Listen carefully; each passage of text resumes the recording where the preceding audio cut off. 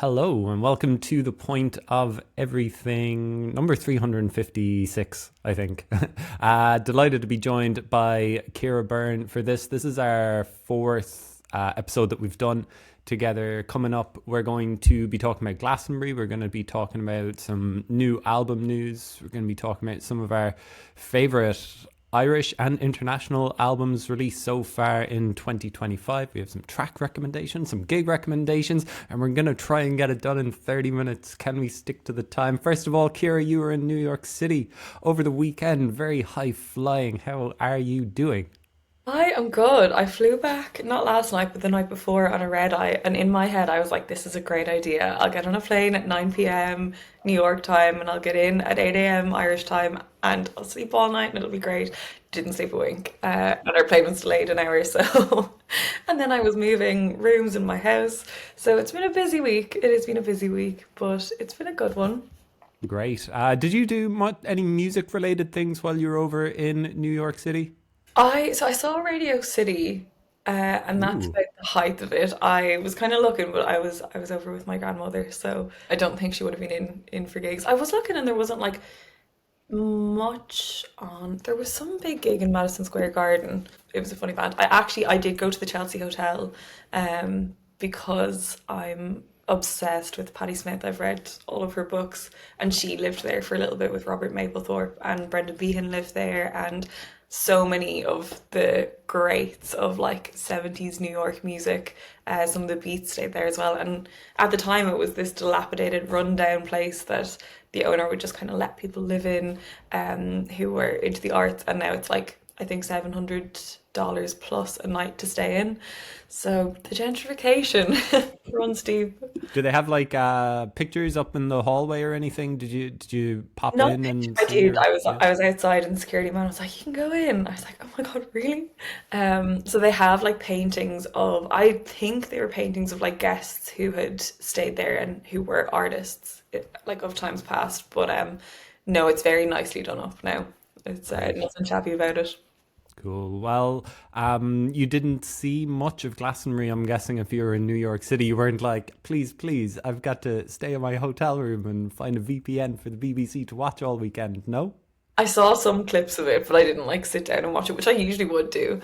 But then I've heard from other people kind of things that went on, so it'll be interesting to hear your take. What was your experience of it? I didn't get to see too much of it, but Friday afternoon, of course, I made time for CMAT, who is playing the Pyramid stage at 1:40 p.m. and she just put on an incredible show. It's a second live stream of the show that I've watched this summer because I saw her at Primavera as well, and she just looks like she's got the whole show down and winning over more and more fans all the time. Like we keep saying it with CMAT, but she's only getting bigger, only getting better as well. Like this Jamie Oliver Petrol Station single that she released, the first time I heard it, I was like, this is such a strange song. And now I'm still like, this is such a strange song, but it's also brilliant. It's so funny. And it's so hard to ride that tightrope of like great song, but also funny as well, humorous and brilliant. It's such a tightrope to walk, and not many acts can do it, but she can just do everything and do it so well. So she was my main takeaway from Glastonbury, that was amazing. I guess the obvious takeaway from Glastonbury has just been the incredible fallout from the Kneecap gig. We always knew that there would be. And also Bob Vylan, who shouted the slogan, "Death to the IDF." The thing that has been said about it, I don't know how deep we want to go into this, Ciara, but it's like he's not saying like death to any individual person or anything like that. It's death to the institution. And I think that everybody would be like, absolutely, yeah, no time for that. I'm sure that you couldn't escape all of the discourse around that aspect of Glastonbury, all of the Palestinian flags that were in front of the pyramid stage for the whole weekend, and the whole thing with Kneecap. Would the BBC show it? Would there be uproar about it? Of course there was, wasn't there? Yeah, and I was thinking about this too, about like how deep to go into it because obviously, well, I don't know. I think Ireland in general, we have quite a cohesive view on the situation. I think So obviously, like, they were trying to ban Kneecap really from playing Glastonbury. Keir Starmer was, really, they were, they took the terrorist charges against them, and a lot of that was to try and deplatform them for saying what they're saying. And obviously, there are limits, and they definitely push the limits with what they say, and that's one thing. But on the other hand, I think music, first of all, is inherently political, and Irish people are inherently vocal on issues like Gaza, or any kind of humanitarian issues through music, like with Sinead O'Connor and what she's done in the past as well. And it's part of the power of music. It always has been. Personally, I would argue that it's a humanitarian issue more than a political issue at its core. But in a way, what the British government and some of the Glastonbury, because I know that the man who, I can't think of his name off the top of my head, the man who runs Glastonbury was quite pro having Kneecap there. But in other cases, it's an attempt to silence musicians who speak out about it. And I think in part to try to mitigate the British government's own involvement in what's going on. But then seeing people like CMAT, like Bob Vylan or Vylan, Kneecap, Sprints, Gurriers, all of the Irish people and British bands as well, using their stage to perform, yes, but also to acknowledge what's going on, is really powerful. It really feels like they're standing up to the power that is trying to suppress them, which again historically is the power of music. And while Glastonbury was happening, like, there were 95 deaths and a cafe was bombed in Gaza. So it's important, I think, when talking about this, and I know a lot of people have said it, to keep the core of the issue at hand. Like, Kneecap aren't the story, Gaza is the story, and I think they're trying to convey that as well. I don't think they're trying to make the story about themselves at all. And like, CMAT walked off the stage to a chant of free, free Palestine. So, people doing their bit. What was your view on it? Yeah, no, it was almost the norm to see people speaking out in support of Palestine rather than not saying anything. Like, I don't think the 1975, who were the headliners on Friday, said anything, even though people would maybe call them an outspoken band. I don't know if they'd be considered a political band, but it felt like they could have done a little bit more. We didn't really hear much more from the headliners, but yeah, like you say, Bob Vylan came out with a statement, I think on Tuesday morning, saying that he's not the story, the reaction to him isn't the story, this is what's the story, and then shared what's been happening in Palestine. So since Glastonbury, Kneecap have been announced for Electric Picnic, which I think that they'll probably get Wolf Tone type numbers for their set whenever they're playing. I presume that they're going to be close to headliner status on the main stage, because I don't think that they'll fit in anywhere else at Electric Picnic. And also Bob Vylan is playing all together now over the August bank holiday weekend down in Waterford, so it'll be really interesting to see what their set is going to be like and how they're received, because like, whatever else you want to say, they have suddenly become a name artist now. So like, I mean, that's kind of good to see, but it's just so strange to see the fallout from these type of things. But I look forward to catching up with more of the music side of things from Glastonbury over the coming days. I saw that Over Mono were playing, and they had For Those I Love come out, as he has been wont to do over recent years for their collaboration that they've got together. And For Those I Love, we heard from him with a new single a couple of weeks ago called Of the Sorrows. This week he's announced a second album. It's called Carving the Stone. It's the follow-up to his self-titled debut album, which won the Choice Prize won the Choice Prize in 2022. It was released in 2021. The new album is called Carving the Stone. It's set for release on August 8th via September recordings, and he's also going to be touring Ireland as well in October, starting with Mike the Pies down in Listowel, which I am interested in going to and will hopefully be able to get a ticket. I think the capacity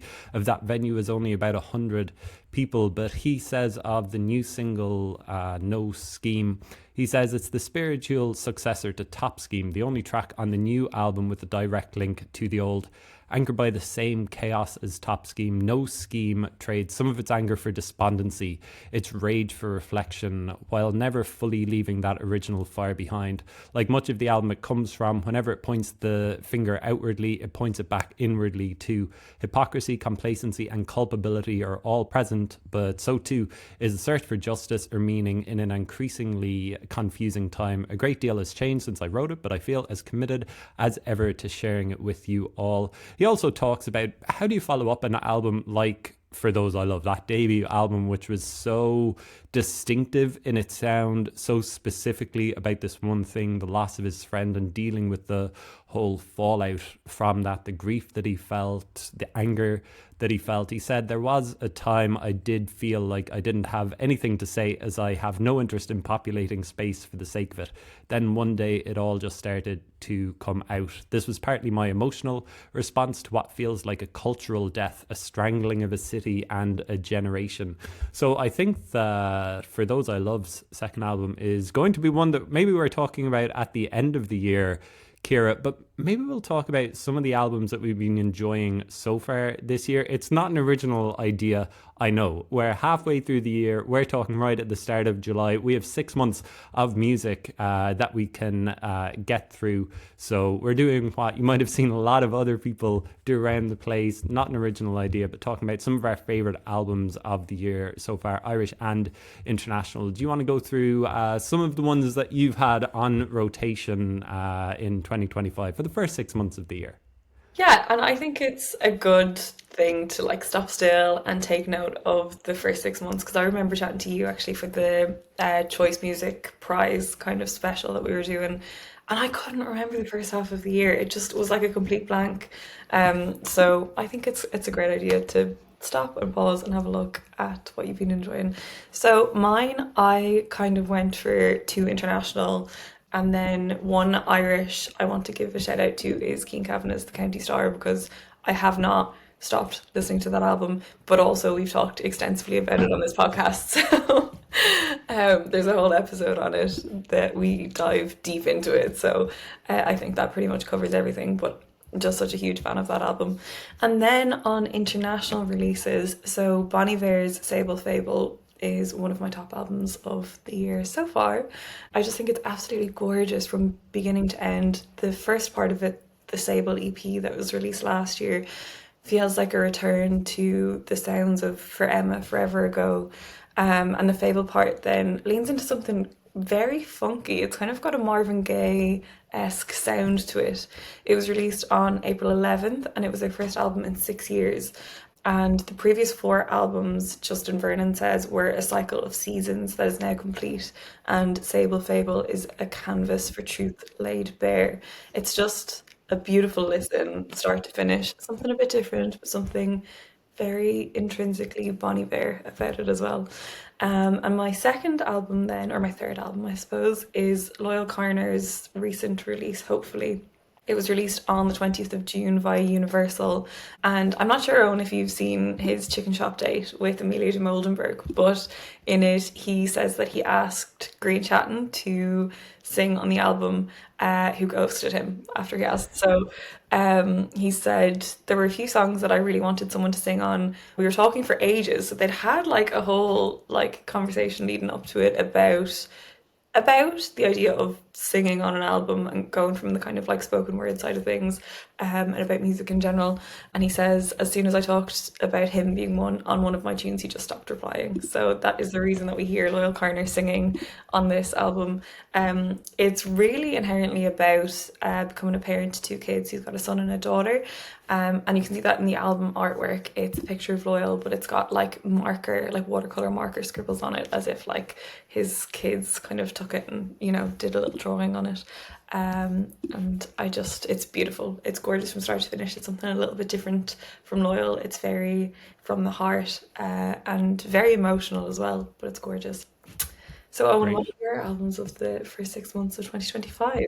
Well, internationally, there's an album by a band called Hotline TNT, which I really, really enjoy and have been playing since they released it. It's called Raspberry Moon. It's their second album.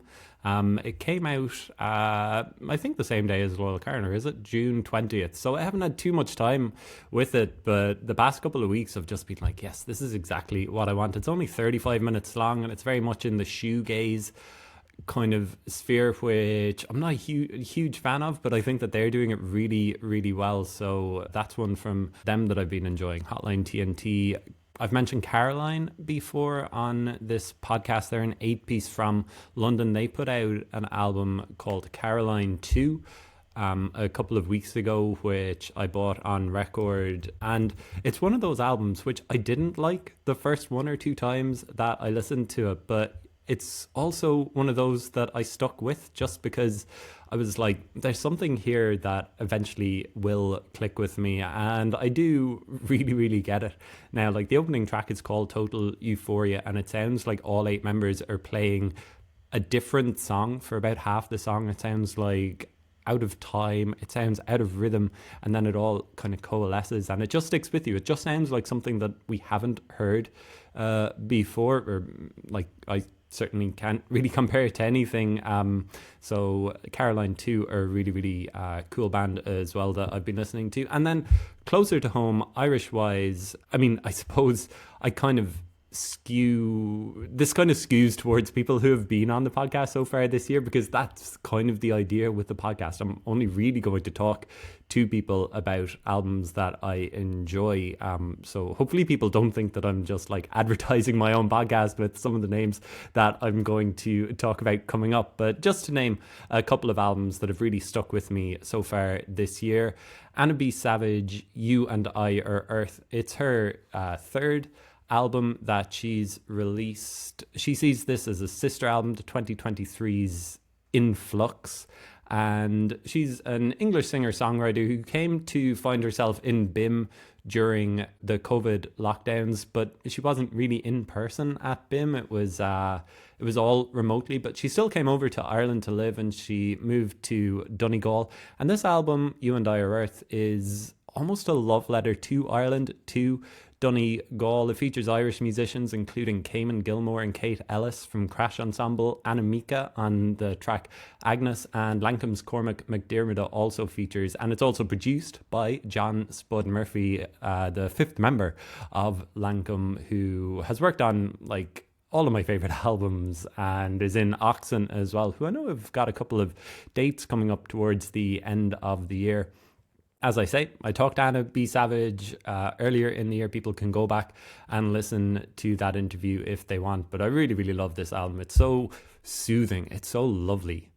Laura Duff, Sea Legs is her debut album. She's a Limerick singer-songwriter who I have been keeping tabs on for ages. I feel like she was releasing music like 7-8 years ago. She's still only in her early 20s, mid-20s. And this album, like I said to her in our interview on the podcast, that it's just a devastating listen. It's a meditation on grief. It was written after the death of her father in 2019. And it's just so direct, her songwriting. Like, the first track is called Ligature, and I mean, we won't go into that, but it's just startling in terms of lyrics, what she's talking about. But then the likes of 21 shows how vivid she can be as well, as she builds this world up around her. She talks about, or she sings about keeping a shoebox as a reminder, how she talks to her dad and updates him on all of the news that he's missed out on since he died. She sings, what a silly thing for a human being to speak to one who's disintegrating. Just devastating. And then you have the likes of Fondness of You, which almost sounds like Radiohead's Weird Fishes Arpeggi, probably my favorite Radiohead song. It's just great. She says that Sea Legs is inspired by my experience of navigating everything that comes with losing a parent, dealing with grief as time passes, family relationships, and the physicality of death. Just not for the faint of heart. I suppose maybe it will be soothing if you can relate to some of the issues that Laura is talking about, but just an absolutely brilliant listen, a great singer-songwriter, and I can't wait to hear more from Laura Duff. Another great singer-songwriter who released her second album at the end of February is Maria Kelly. The album is called Waiting Rooms, and this is another angry song. This is about an exploration of the roadblocks, both internally and externally, that keep us feeling powerless and taking away our agency, exploring themes such as Ireland's health system, the housing crisis, societal expectations, and faded friendships. Very basically, it's about her experience in the health system in Ireland. She had a lot of health issues, maybe before the writing of this album, during the course of the writing of this album. Like the opening song almost starts out new age as we hear waves slapping and a kind of whooshing keyboard introduction. And then by the closing track, which is called Appointments, Maria is shouting at the top of her voice, "Tell me what's wrong, tell me what's wrong." And then the preceding songs are called things like When I'm Angry and Coming to Kill, which gives you an idea of the journey that the album takes you on. I'm sure that you're a fan of Maria Kelly, Ciara. I presume that you've had this album playing a lot this year as well. Yeah, I saw her at the Ruby sessions actually, and just I think it was very close to the time that her album came out. It could have been just before. And I actually went to a writing workshop with her. She does monthly writing workshops called Tangent in Mishmash in Dublin. So it was really nice to kind of get to meet her and get to experience a bit of her creative process, having listened to this album. And it's something I can relate to, and it's something I think a lot of Irish people who've gone through the system, and women especially, who've had different issues and maybe not been listened to or not been understood, can relate to as well. So on that point, I think it's a beautiful album. Her voice is like butter. It's beautiful. And her lyrics are so intimate. So I'm a massive Maria Kelly fan. Yeah, she's so great. Like I've long said, she's one of the best singer-songwriters in Ireland, and I think she shows it again on Waiting Room. She told me, I think it was very much processing what was happening, but then it just became a defining factor of those few years in my life that there was nothing else to really write about. When I was thinking about my next project, I was like, well, it has to be about this. And just to mention another album, Lulla Hush's second album, Ithaca, is absolutely brilliant. It's this trad album mixed with electronic ideas. He's a producer who's been around for ages. He used to work with AMAC, and it's called Ithaca. He's living in Athens at the moment. He's kind of talking about his relationship with home, with Dublin, with Ireland, kind of like For Those I Love. We love Ireland, but we also hate what it's kind of become, how it's driven away a whole generation of people, is driving away a whole generation of people. I think that there's an anger lurking throughout this album as well. Maybe it's one of the defining things about Irish albums so far this year, is that there is an inherent anger there, maybe towards the country too. So just wanted to shout out that album, Lulla Hush, as well. Good year so far, and lots of great things to come up. I mean, we mentioned For Those I Love, CMAT's got an album coming out too, which I'm sure we're going to talk about. The next episode that we're going to do in 2 weeks, we might talk about the Talos and Oliver Arnold's collaboration. It's called A Dawning. It's coming out on July 11th via Opia Community, which is Oliver Arnold's kind of thing that he does, kind of a record label, and it's coming out on Mercury KX as well. So this is obviously the first posthumous album from Talos, who set Owen French from Cork, great singer-songwriter who released 3 albums. He died very sadly last year, so we'll talk about that. I did an interview with Oliver Arnold's that's going to be coming out in the Irish Examiner before the release of that album, I think, so people will be able to check out that interview.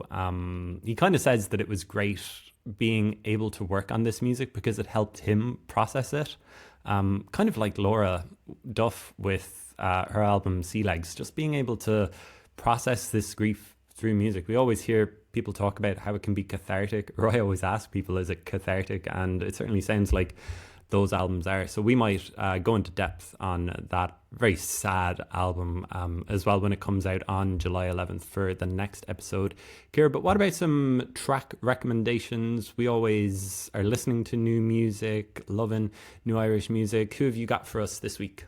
So my standout of the week is, and you might be able to help me on the pronunciation because I remember listening to your interview with Elaine, and it's either pot pot or popo or whatever, whatever. Maybe it's whatever you want it to be. You've given both options, so I think Yeah, that's you covered. Pot we pot. cover it. And WRSR, in my head, it's Warsaw.